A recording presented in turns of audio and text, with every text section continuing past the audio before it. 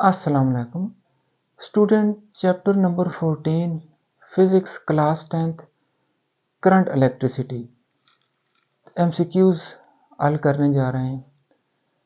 तो 14.1 कंडक्टर में electric current की बहाव की वजह आज़ाद इलेक्ट्रॉन।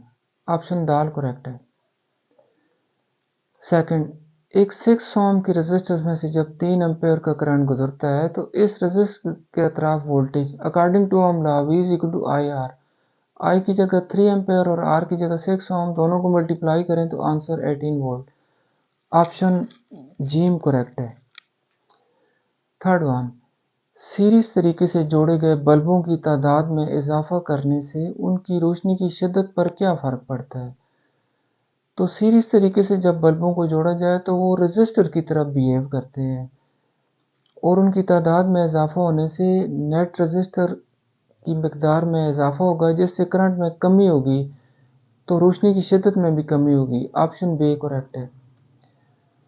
फोर्थ वन, घरेलू एप्लायंसेस को वोल्टेज के ज़राए के साथ पैरेलल तरीके से क्यों जोड़ना चाहिए। इसलिए कि हर एप्लायंस को पावर सोर्स जितना वोल्टेज देने के लिए। जब पैरेलल तरीके से हम जोड़ते हैं, सर्किट बनाते हैं, तो across all the element voltage same रहता है। ऑप्शन जी करेक्ट है।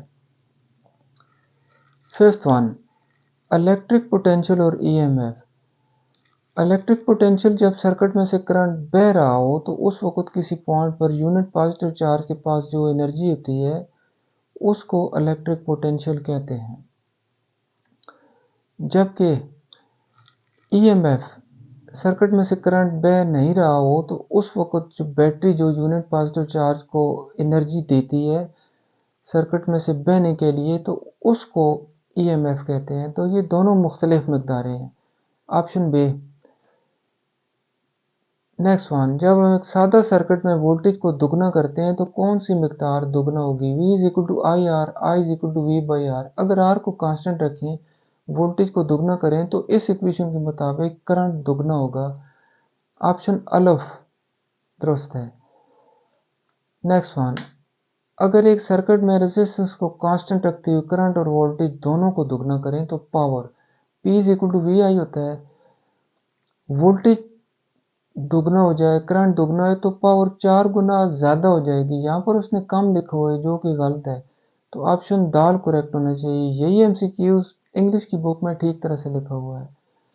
तो एमसीक्यू नंबर 8 स्टूडेंट, इस एमसीक्यूज में वो ये कह रहा है कि जब 12 वोल्ट के सोर्स से जोड़े गए एक लैंप की पावर की शरह क्या होगी जबकि उसमें से 2.5 एम्पेयर करंट बह रहा हो। जहाँ पर उसने 12 एम्पेयर लिखा है यहाँ पर 12 वोल्ट होने चाहिए क्योंकि सोर्स जो है वो वोल्ट का होता है इस केस में। तो P is equal to V I. V की जगह 12 वोल्ट रखें, I की जगह 2.5 तो आंसर 30 वाट आता है। तो ऑप्शन जीम जो है वो करेक्ट है। लास्ट वन, सीरीज तरीके से जोड़े गए दो एक जैसी रेजिस्टेंस का मजमूआ 8 ओम है। पैरेलल तरीके से जोड़ने से इनकी रेजिस्टेंस का मजमूआ क्या होगा। तो स्टूडेंट्स, जब सीरीज तरीके से रेजिस्टेंस को जोड़ा जाता है तो उनका जो नेट रेजिस्टर होता है उनके सम के बराबर होता है। यानी R1 plus R2 is equal to 8 ohm. यहाँ पर R1 और R2 बराबर हैं तो दोनों को हम R रख सकते हैं। R plus R is equal to 8 ohm या 2R is equal to 8 ohm या R is equal to 4 ohm. तो दोनों रेजिस्टर की जो वैल्यू आएगी एक की भी 4 ओम और दूसरे की भी 4 ओम क्योंकि दोनों बराबर है। अब अगर इनको पैरेलल तरीके से जोड़ा जाए तो 1 और R T is equal to 1 और 4 ओम प्लस 1 और 4 ओम।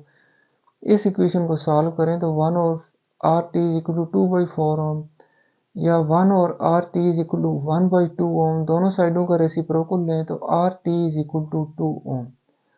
तो आंसर अलिफ करेक्ट है स्टूडेंट, 2 ओम। Thank you very much.